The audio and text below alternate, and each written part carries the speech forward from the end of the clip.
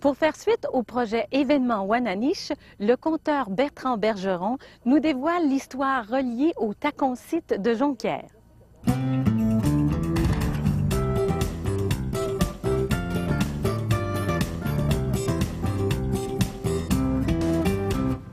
Il y a une légende qui raconte l'apparition de la Wananiche au Saguenay-Lac-Saint-Jean. C'est un jeune garçon qui, un jour, allant à la pêche, a attrapé ce qu'on appelle, nous, un goujon.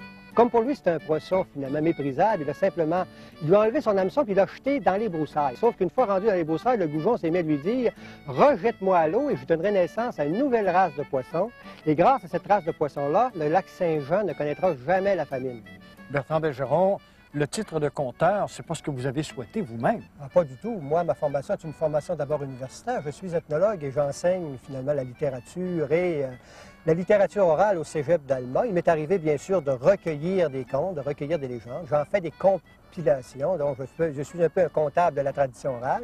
Et bien, je les transcris, puis il arrive que j'en fasse des publications. Là, on peut dire que c'est du bricolage un peu parce que je m'inspire de la tradition orale. Je prends, bien sûr, des motifs que j'assemble différemment tels qu'ils sont assemblés dans la tradition orale, que je réarrange pour donner un conte nouveau, mais à partir d'une thématique précise qui m'est fournie par les deux maîtres d'œuvre, finalement, des Tacon-Site.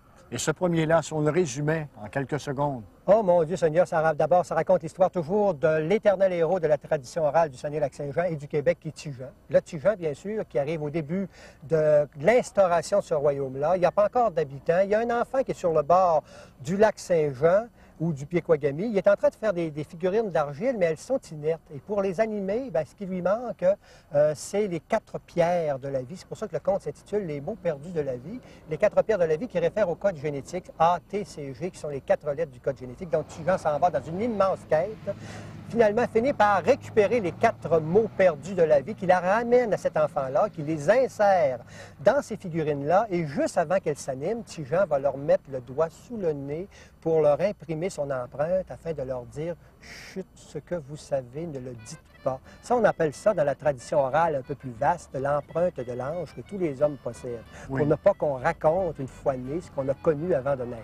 Une vingtaine d'années plus tard, un dimanche après-midi, eh bien, comme il n'y avait rien à faire, il retourne à la pêche, il a attrapé un poisson nouveau qu'il n'avait jamais connu avant, qui ressemblait à un saumon. Et ce n'était pas un saumon, c'était la Wananiche. Et de fait, là, effectivement, le Saguenay-Lac-Saint-Jean n'a jamais connu la famine, et c'est peut-être grâce à cette Wananiche.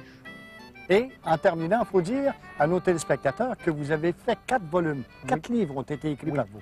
Oui. Il y en a un, c'est un recueil de contes d'un analphabète d'ailleurs qui s'appelle, c'est M. Joseph Patry, le recueil de contes s'appelle Les Barbes Bleues. Ensuite, un recueil de 150 légendes au royaume de la légende. Un essai sur les menteries populaires avec 4 conteurs qui s'appelle, le livre s'appelle « Il était 4 fois à cause des 4 conteurs ». Et les deux derniers? Le dernier, parce qu'il y en a un qui va paraître bientôt, mais le dernier, c'est « Mythes, contes, légendes et récits du Saguenay-Lac-Saint-Jean ». Bertrand Bergeron, je vous remercie beaucoup. Moi aussi.